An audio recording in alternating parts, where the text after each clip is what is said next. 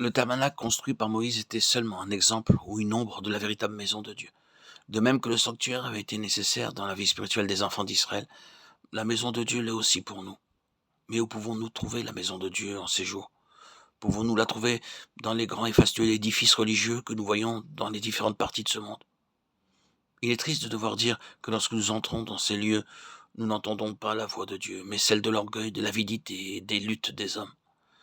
Nous ne pouvons pas appeler de tels lieux la maison de Dieu, car Dieu n'habite pas dans les édifices faits de briques et de pierre. Nous qui avons été rachetés par le précieux sang de Christ et qui sommes nés de nouveau, nous sommes la maison de Dieu. Il importe peu que nous soyons rassemblés dans un grand édifice ou dans une petite hutte, mais cependant nous n'avons pas le droit de nous appeler la maison de Dieu, à moins que les deux caractéristiques du sanctuaire déjà mentionnées ne soient une réalité au milieu de nous.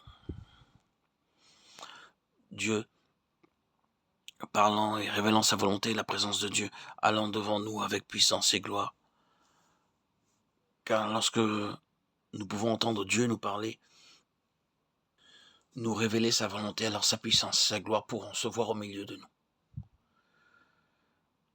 Si vous étudiez les passages de l'Écriture concernant cet épisode, vous remarquerez qu'avant que Dieu ne demande aux enfants d'Israël de lui construire un sanctuaire, ils durent expérimenter deux faits importants dans leur vie corporative.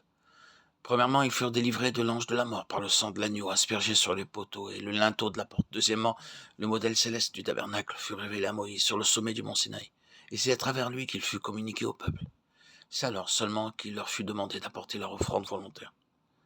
Avant de pouvoir apporter une offrande au Seigneur, et avant de pouvoir lui construire un sanctuaire, vous devez en premier lieu être lavé par le sang de Christ. Autrement, vous n'aurez aucune part dans la maison de Dieu. Dieu n'acceptera pas votre argent ou quelque autre offrande que vous pourriez lui apporter.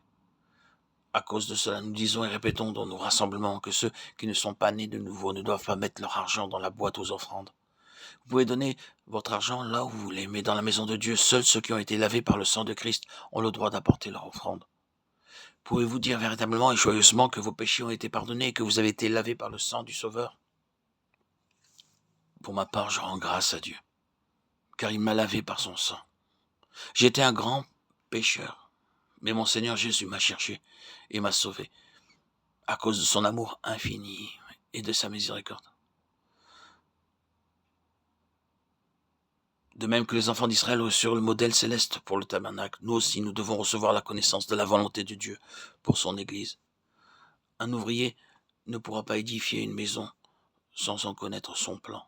De même, nous ne pouvons servir à l'édification de l'Église de Dieu qu'en connaissant son modèle céleste pour l'Église. C'est pourquoi il est nécessaire que nous soyons remplis de la connaissance de la volonté de Dieu.